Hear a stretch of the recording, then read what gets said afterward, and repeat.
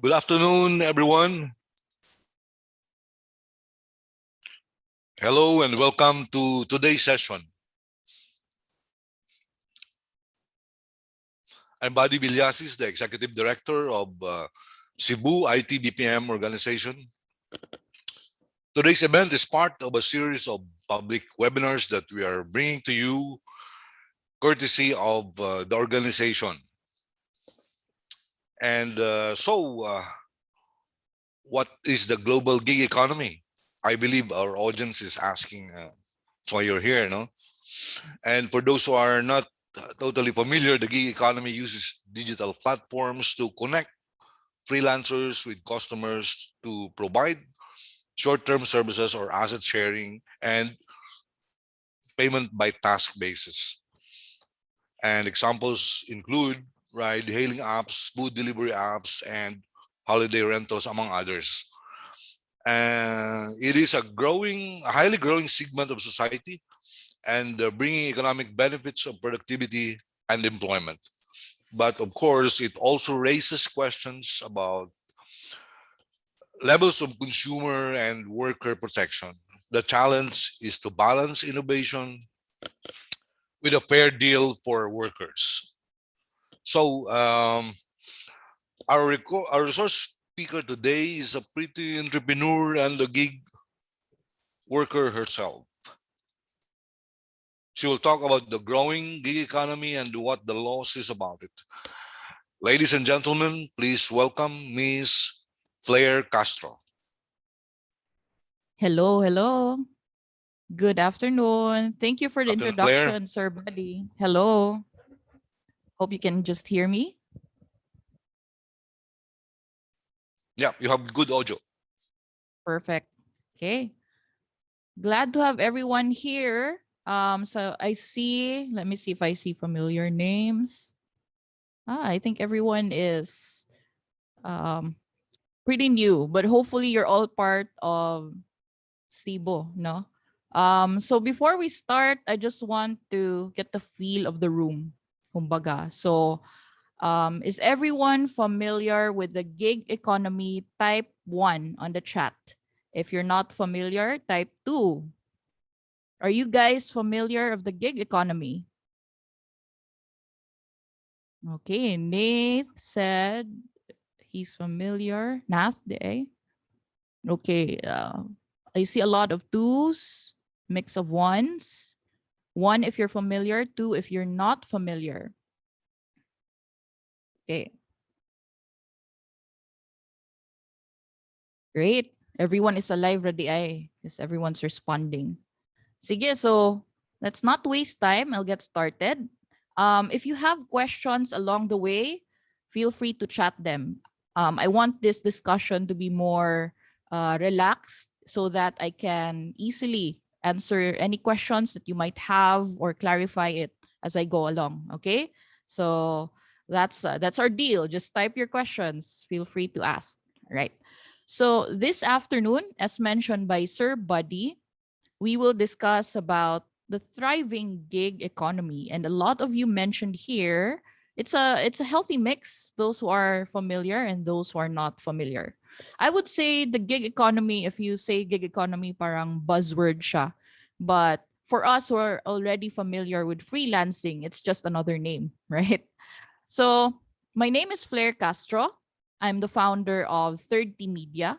30 Media is a boutique social media agency based here in Cebu. We were one of the pioneers of social media marketing even before it got famous yung social media marketing. So we were one of the pioneers and we've been in operations for 11 years now. I'm currently also the founder of ContentDash. So ContentDash, it's a startup social media content planning platform. So we actually just registered in Singapore a couple of days ago. So hooray for milestones, diba? So yung agency namin, 30 Media, it's a Facebook marketing partner. We're also Google Ads certified. Personally, I've won several awards. I'm also part of the alumni for the US Embassy. So pretty busy the past years. But before I get started talking about the actual gig economy, I want to explain how I got into being part of the freelance ecosystem. No? So when back in college, I took up BS Information Technology.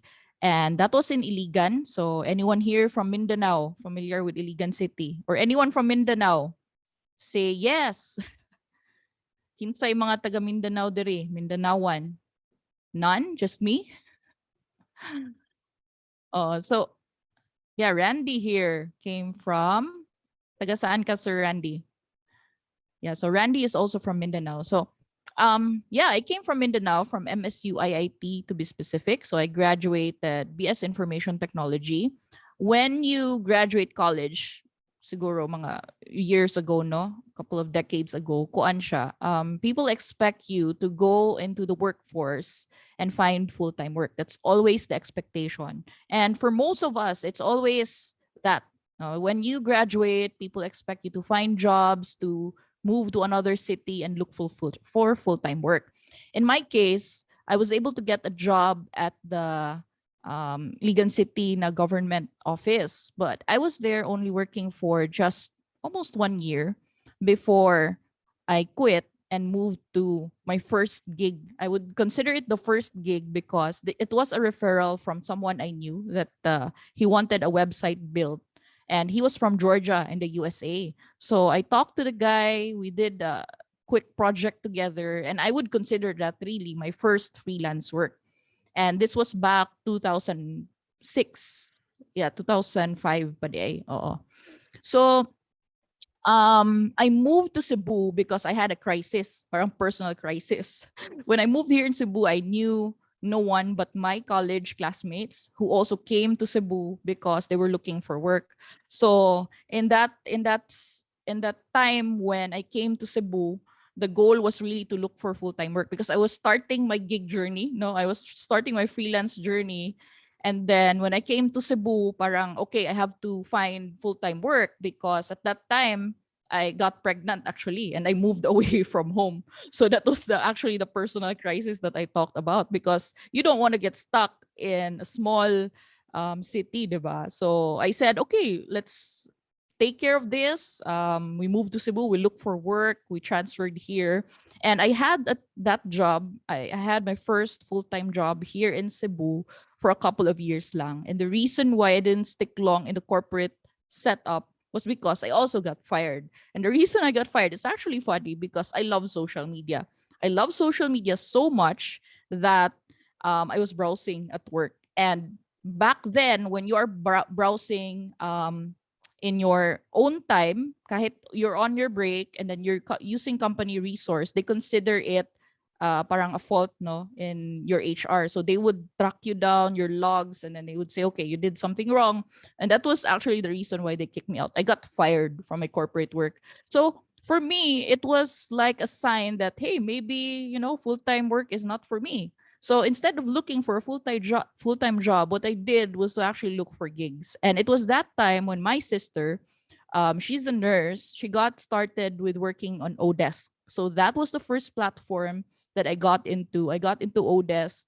I got my first gig there, which was not related directly to the work that I was doing. Because when I had the 2-year stint at the company here in Cebu, I was actually a programmer and a developer.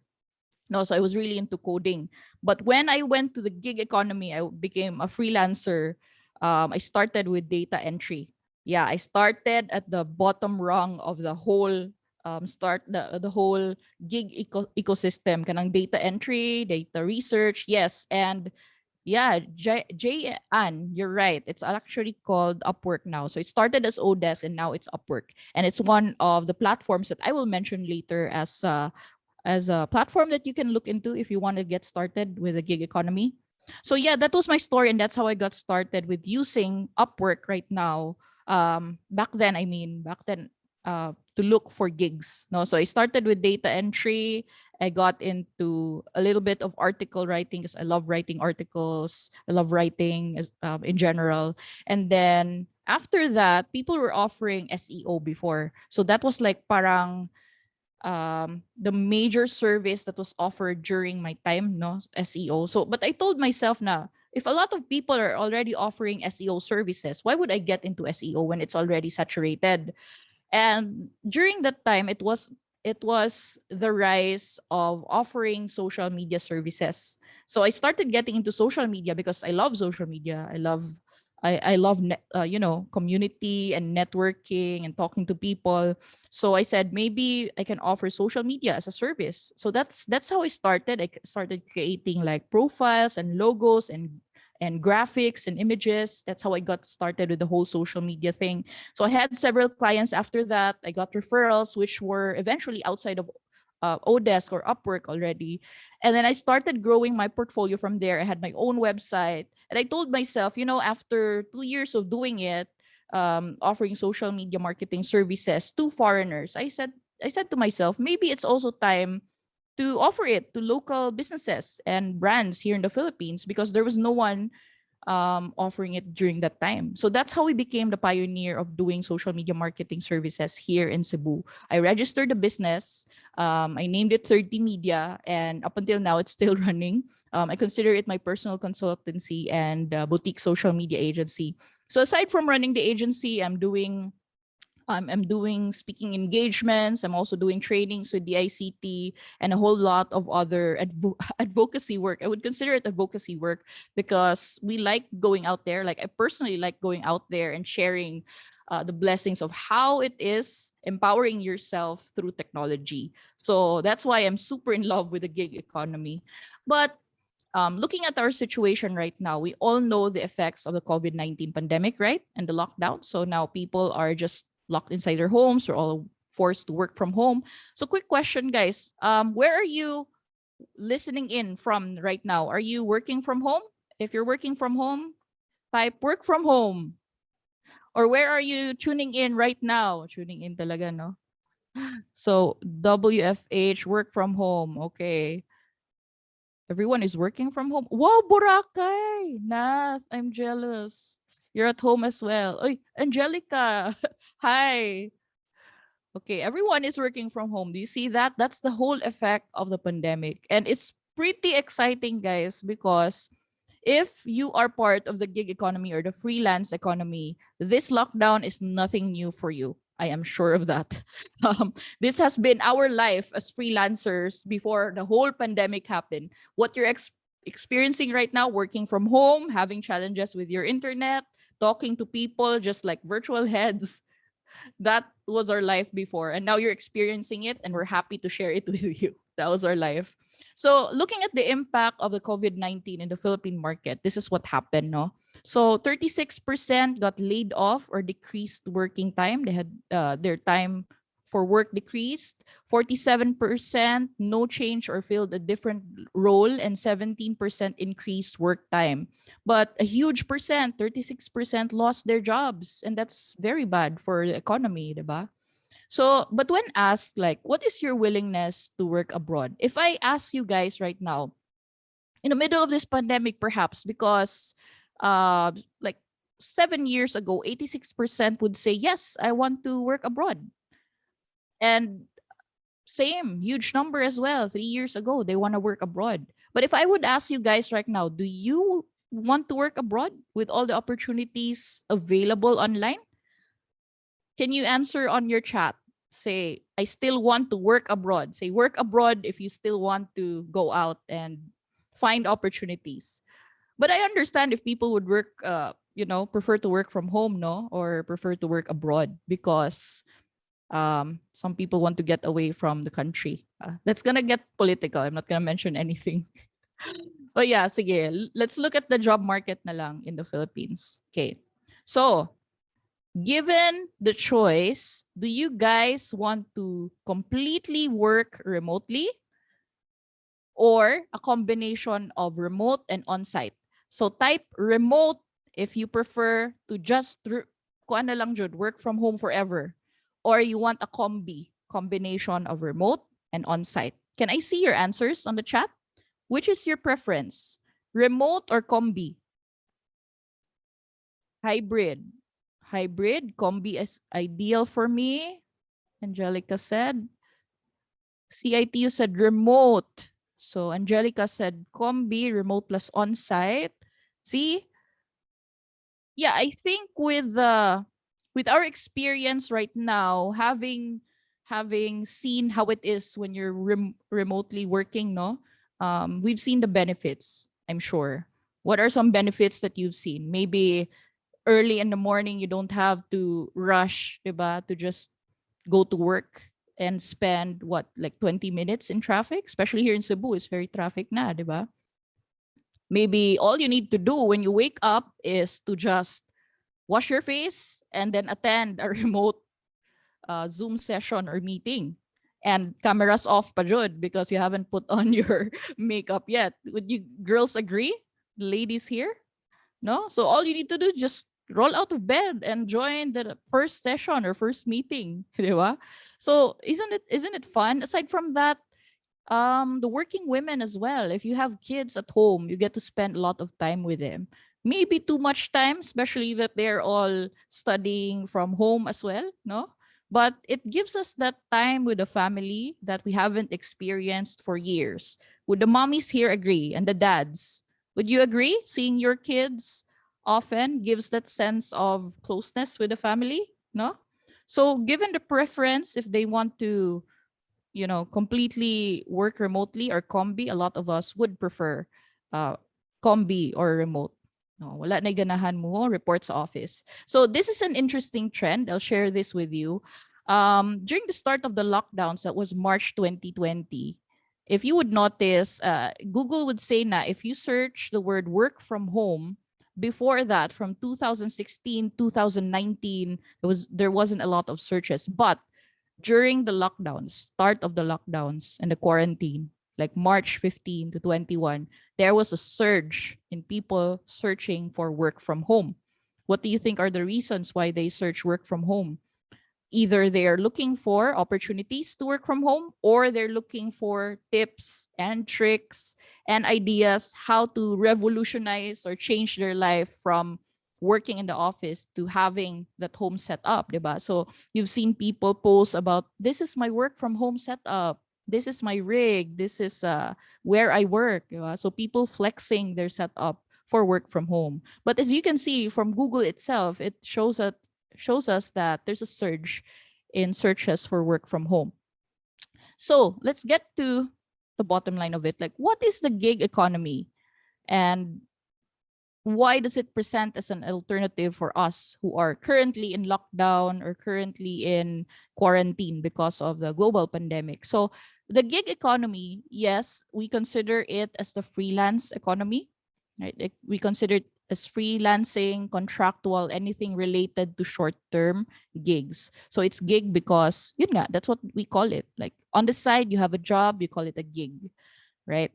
So it became an alternative right now. And what are some of the jobs that are related to the gig economy? So you have online tutorials. So there are those who are employed on a part-time basis doing tutorials, no? And then there's also online streaming. You might be familiar of gamers who are doing gaming online, diba? And then they're streaming at the same time. They earn from it. There's also data entry, very basic in the gig economy. Sometimes you start there. Like I mentioned, diba? I started with data entry, data research, and then leveled up my career from there. So that's part of the gig economy as well. So there's virtual assistants. It could be specifically related to, let's say, digital marketing or social media. So it's also mentioned here, digital marketing services can also be done on the gig economy. And then yeah, NAF, that's a good question. Is it always on the side? Some would consider it their main business, but others would do it on the side. I'm gonna mention a whole lot more later. Sige. That's a good question. And then website development as well can be considered as a side gig.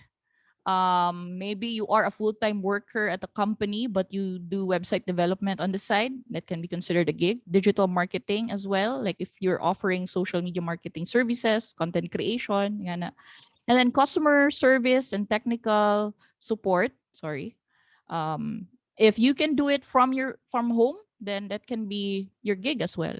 If you're doing food delivery services, we know of, let's say, People who are doing their 9 to 5 but then doing Grab on the side, diba? So that's part of the gig economy as well.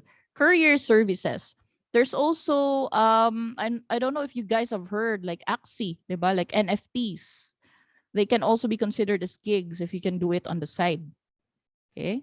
So any other gig work? Do you know someone who is doing a gig work right now? So can you type one if you know someone from your friends, your family who have side gigs?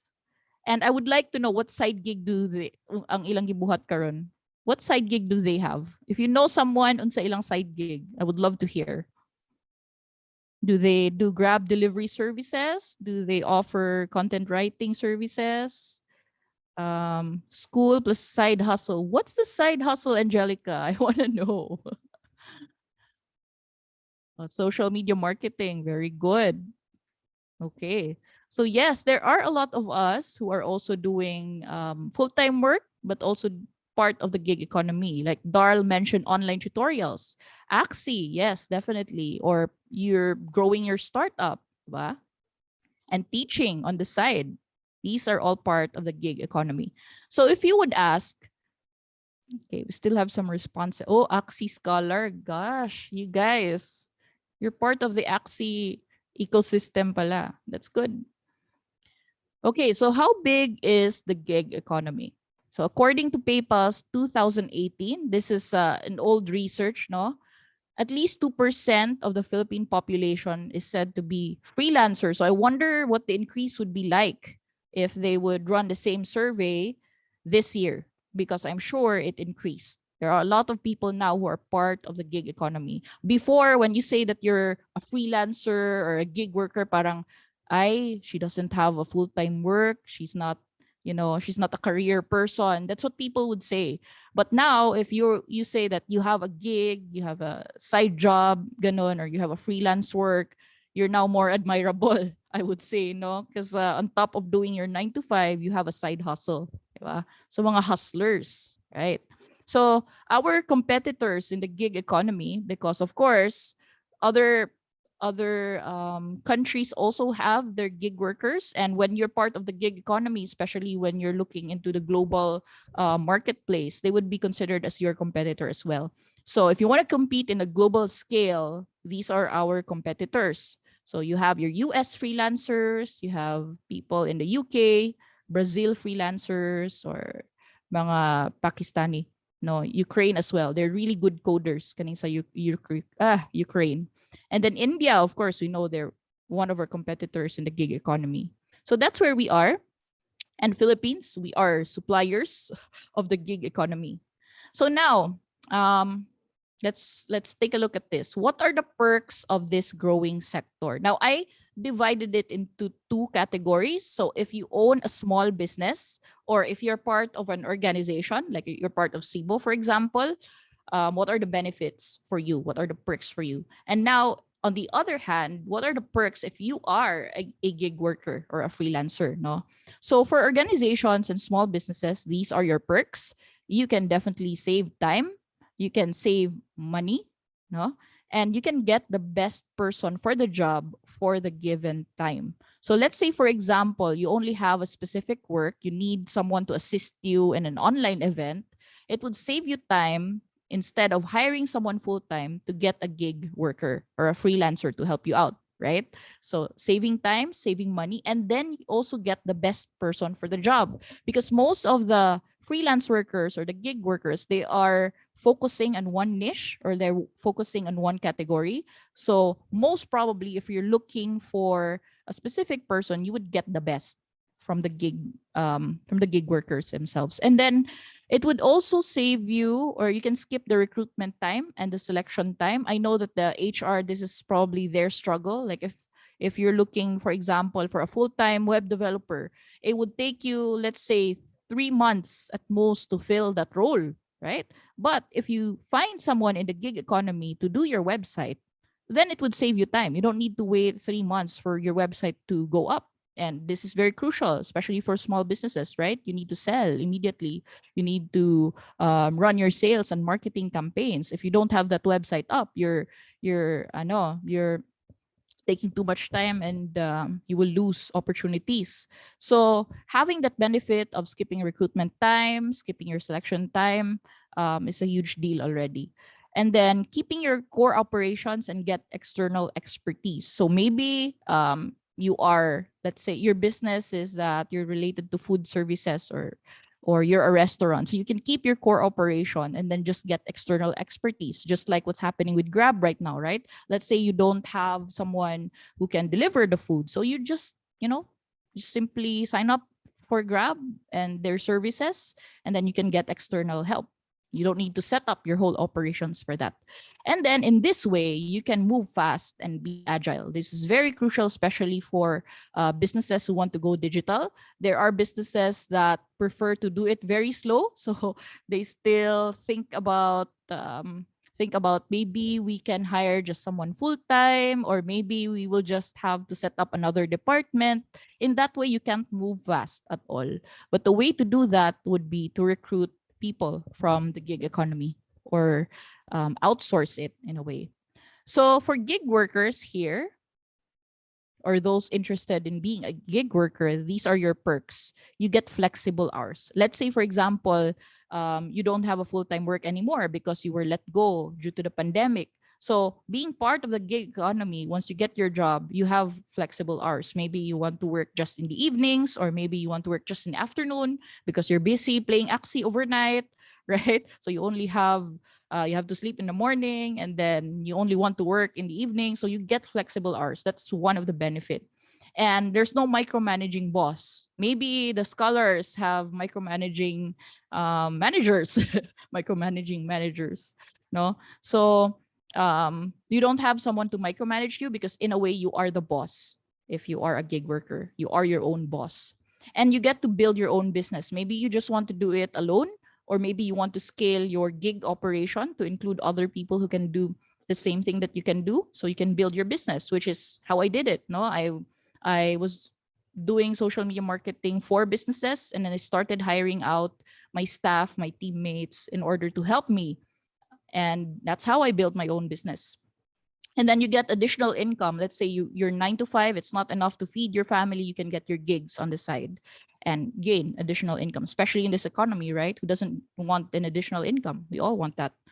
You can also get higher incomes. Let's say, for example, you want to quit your 9 to 5 because it's very toxic. All the work from your teammates who were let go because of the pandemic, nana sa imong plate. So you say, okay, I deserve a higher income than this, but then your company, they're cost cutting, they can't give you a higher income. You can try out the gig economy, because for experts, and if you are a gig worker, you can actually demand higher rate. Change of work pace. Let's say 9 to 5 for you, it's very slow, you don't like it, it doesn't challenge you. Then you can change your work pace by having more gigs on the side. Maybe you don't need just one gig, maybe you have 5 gigs on the side. Why not, right? It depends on your pace. Maybe you want to take it slow or take it fast, then your choice. That's the beauty of the gig economy. And then you get your autonomy. At the end of the day, the gig workers only want freedom. We all want freedom, right? Who doesn't want freedom? I wonder. We want to be free. We want to be able to control our time, control how much we earn, and that's empowering to know that we can do that as part of the gig economy. But then it doesn't come, of course, without its challenges. It's too good to be true if I say that, yes, you can control your time. Yes, you can control how much you will earn as part of the gig economy, but it doesn't come without its challenges. So, what are the challenges of being part of the gig economy? So, these are some of the things, or actually most of the things, that are the downside of being part of it. So first is job stability. You will never get stability as a gig worker. Why? Because since you are working in outsourced work or gig and part-time roles and just like tasks on the side, there is no assurance that you will have stable income.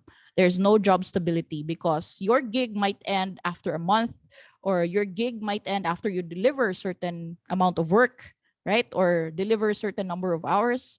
So there is no job stability. And same as well with unpredictable workflow. You won't know. Maybe this month you're super busy, but the next month you don't have much gigs or clients or orders, I would say. So it's unpredictable. You don't have social safety nets, so there is no assurance that you will get your SSS, your PhilHealth, your Pag-ibig. Although these things you can actually set up on a voluntary basis, right? You can volunteer to have these things set up, but you don't have that kind of safety net. So it means that you also don't have financial security. You don't get your health plans unless you get one from your own for yourself. No, you don't have retirement plans. And then another challenge is competency in specific skill sets. So what this means is that you have to be really good at one thing. Okay. So if you are not good in one thing, let's say you can do lots of different things all at the same time, maybe you're good as a virtual assistant or a VA, diba? But if you have competency, let's say you are the expert at this certain field, like you're really good at writing articles or writing social media content. So having that specific competency and specific skill set might be a good thing, but then downside is that maybe people will not look for that specific skill set anymore, right? Maybe you have the next one, which is competition.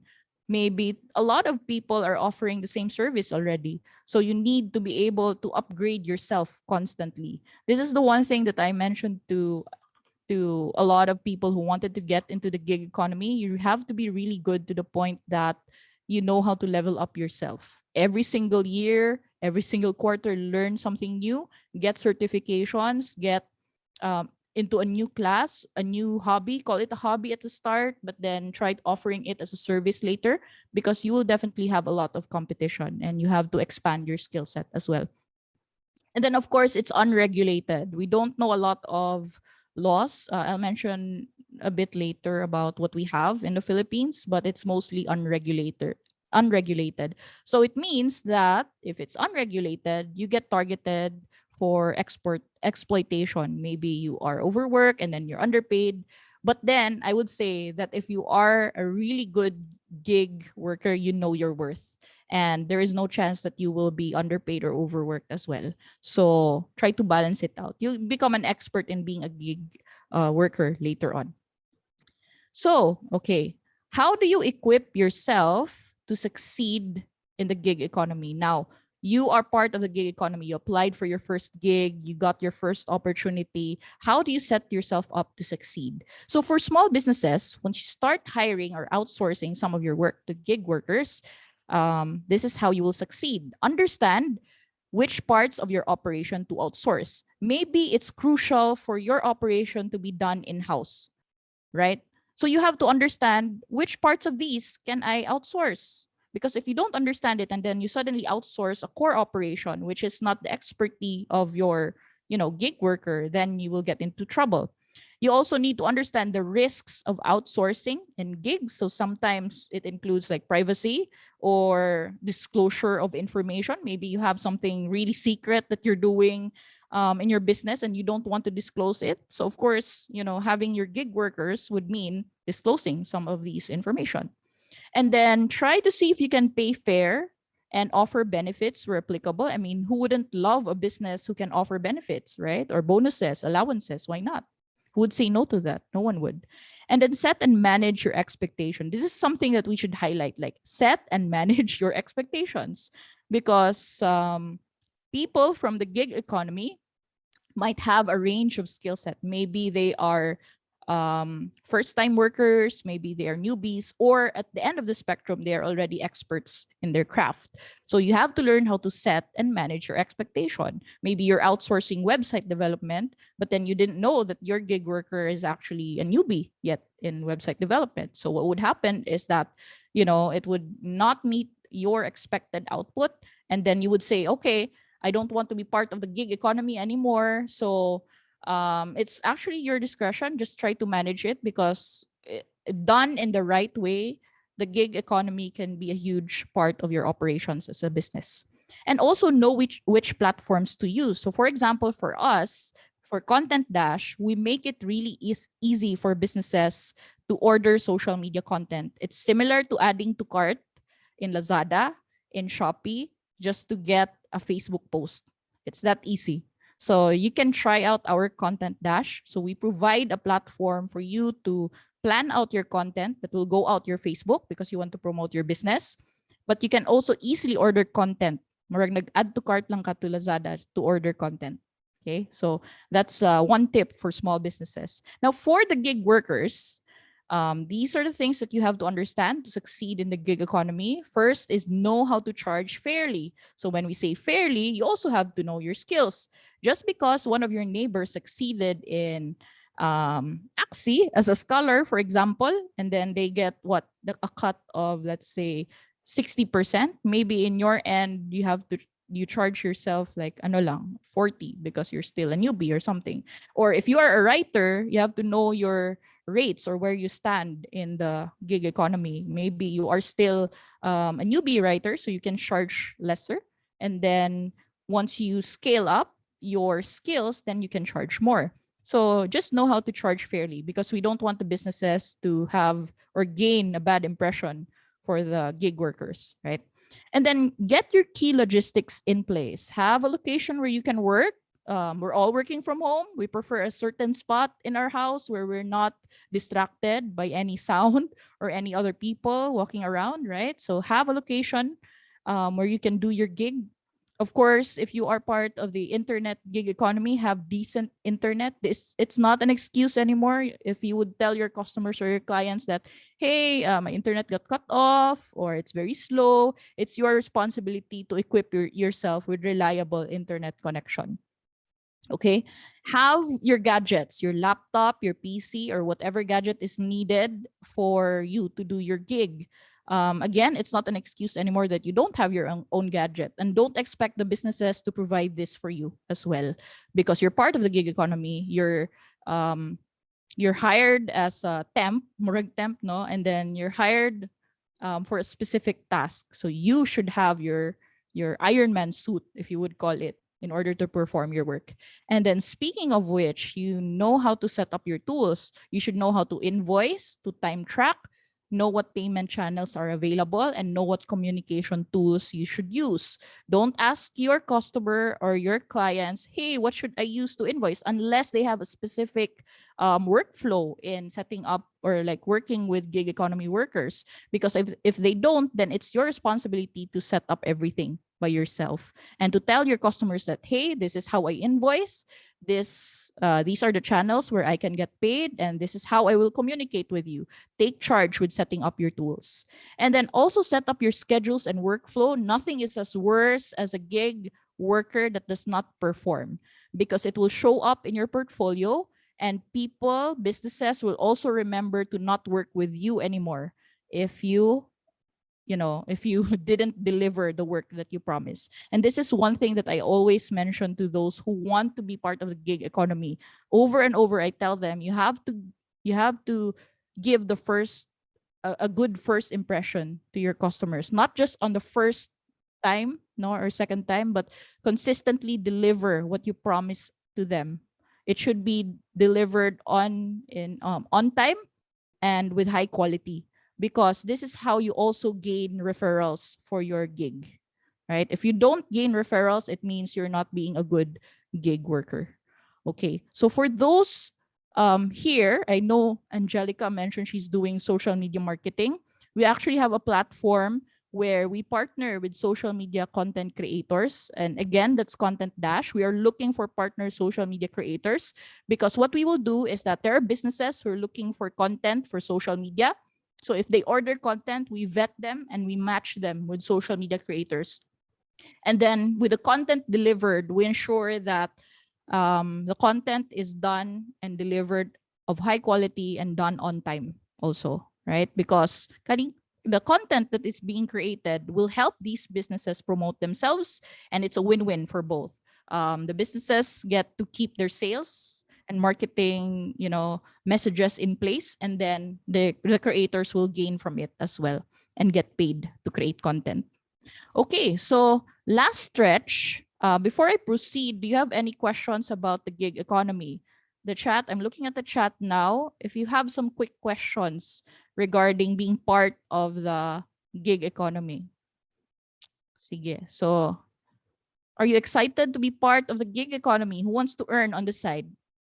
Do you want to earn on the side? Yes? Or you don't want to earn? You want to earn, right? Type yes. Yeah, Randy said yes. So for those who said yes, I'm wondering what type of gig are you thinking of doing? So we have this, diba? Some options in doing gigs, but this is a very short list, definitely. So I wonder, what do you guys want to do on the side? Because I'm sure a lot of you have your full-time work, your 9 to 5. So what do you want to do on the side? So I'm thinking maybe some of you have your own, can do Grab delivery or like data entry or social media. Consider Content Dash later if you want to check. Okay, so I'll proceed. This is the last stretch. I'll spend the last 8 minutes here. Trends in policies. What do we have? So Axie Infinity earnings subject to tax. So if you are part of the gig economy, you have to know how to pay your taxes or how to set up yourself so that you don't evade taxes.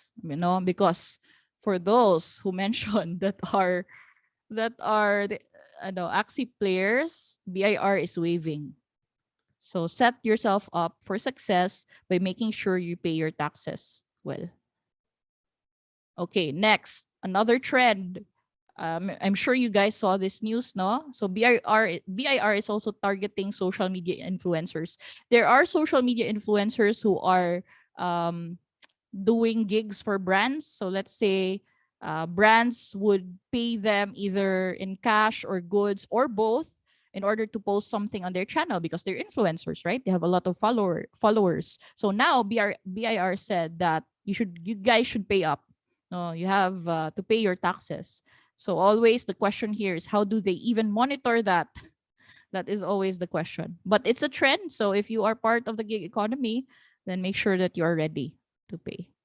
So what are the other trends and opportunities? How can we better collaborate? So there's House Bill number 6759. This is an act to support the growth and development of digital careers in the Philippines. So it's a good thing that our government is also recognizing the fact that there are already gig workers, there are freelancers who need to be protected as well or need to develop their careers. So we've seen a lot of programs, let's say, for example, with the Cebu Chamber, with DTI, and they are encouraging people to actually get into digital careers. But of course, on the side, it's like they're telling you to also register locally, right? They want you to be part of the DTI, have your certificates, register your business, and all that. And then there are also government initiatives such as the Digital Jobs PH. I was actually part of the trainers here for digital jobs. And the goal for digital jobs PH, I would say, is to help people find work as a digital entrepreneur in the ICT field. So what we were doing before as part of the program, since I was one of the trainer, was to teach people digital marketing. So from the start, doing strategy up until content development, up until reporting, and going back to analytics. No, so there are programs like this. All you need to do is to look for opportunities with the government wherein they support digital careers. So our government is supportive. Don't worry. Just make sure you set up everything in place, especially if you want your gig to become a legit business, register and pay your tax well. So that's about it. To close, I would say that the gig economy is fun and it can let you earn much so that it takes over your 9 to 5. It can be your full-time work. But know what policies and know which platforms that you can legitly use. So at Content Dash, right now, like I said, you can easily order content for your Facebook, for your Twitter, for your Instagram, right in our platform. No, so you can just add to cart. And we also have a partner program for those who want to be part of the creators pool that we have. So try to check our site. It is at content-app social media content creators. This is the link. I'll drop it on the chat later. So if you want to be part of this gig economy, join us. If you want to order content from our gig workers, join us and we will take care of your content needs for you for social media. So that's about it. I'm sharing here my contact details. So if you need to reach out to us and find help for your social media or get gigs for you so that you will be part of the economy, then feel free to reach out. Again, my name is Fleire Castro, and thank you for having me. I'll drop some more links on the chat. Thank you so much.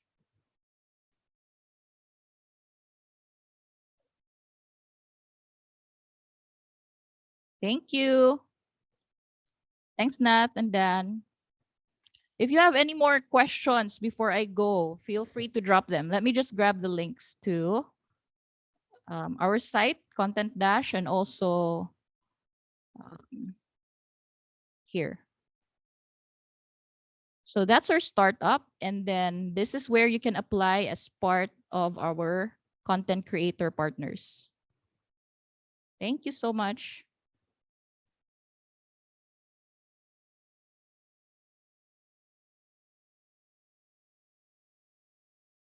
Sir Buddy. Okay, I was looking at some of the questions. Hopefully, thinking that someone would still catch up, but wala man. No, I believe they were able to get hold of your presentation in full jest. Thank you, Flair. I hope so. Thank you, sir. I have one question here from Albion, from Melvin. Yeah. So, any tips for students, newbies to stand out among submitted proposals? Mostly the way to stand out is to get, number one, have a good portfolio. Even if these are practice projects, feel free to include it in your proposals. The next one is to initially set your rates low, because it would be really catchy if they see that, oh, this person is really good, but they're charging really just less, no? Because that can get you up the pool, like, okay, I will hire this person because they stood out in terms of cost and in terms of performance. So you can try that out. Ms. Selena has a question as well. With the challenges you mentioned, do you think freelancing is a sustainable career for millennials? Yes, Miss Selena, I think it's becoming a sustainable career for millennials. I've met a lot of people who started with social media content creation as a gig at the start. So they charge really affordable rates for their packages, and then they scale up. Because the important thing here is to know your worth as a freelancer, as a gig economy worker, and then start from the bottom and then go up. That's always the case. Like, there's no shortcut to that, because the way to prove your worth is to really show your portfolio, right? So you show your body of work, your testimonials from your clients, your sample projects. You have to collect that kind of data room, I would say. So have that proof of work. And then if you have that proof of work, then you can charge higher. So it becomes a sustainable career, yes, because the more you are focused in an industry, the more you can prove that you're really good, and then you can charge more for it. It definitely is sustainable for millennials. Any other questions before we go? Flair, somebody might Hope be I answered it. asking, do we still have a hope for senior citizens to become gig Oh workers? my gosh. Actually, sir, yes. I mean, if you have the skills to be part of the gig economy, then definitely you have a chance to showcase your work as well. I mean, why not, diba? They only, for the good thing about freelancing is that we look at your skill. We don't look at your age. We don't even look at your resume, to be honest. Like, Yes. if I were to hire gig workers, I wouldn't care where you're from. I wouldn't care if you graduated or not. What would matter to me is to look at your portfolio and then to prove yourself in your first few projects. Because if you prove yourself that you are a good gig worker, then you get a lot of referrals and you get more work from your customers. That's always the case, to the point that, you'd be the one to turn them down, or you would hire more people to join you and it becomes your business. So that's what would happen. So just be really good in your craft, even regardless of age, sir. So you can always start at any age. That's the beauty of the gig economy. So we still So have a hope, guys, no? yes, of course. So guys, I'm adding here my Facebook link. If you have more questions after, feel free to reach out to me. I love chatting with people. I love answering your questions if you have some. So feel free to just reach out to me. Okay, Hope I you'll be believe part of the gig economy, guys. It's I actually believe fun. everybody was cleared with your presentation, and I'm sure Perfect. you were able to give them all the information that they need. No? So Yeah. to sum up, Thank you very much for being with us today, Claire, and My educating pleasure, our sir, audience. buddy. Thank you, Sibo and We team. also thank our audience for being with us today, and of course, having a beautiful interaction with Claire. A recording of this webinar will be uploaded at our Facebook page. So please visit facebook.com/cib.org.ph in case you may have missed something. And of course, please like and follow the page so that you will be updated with information on upcoming events and activities of the organization relative to the things that we do as we move on to the digital economy. Once again, thank you, Flair. Thank you, everyone. Have a great weekend. Stay safe, everyone. Bye bye. Bye, everyone. Thank you.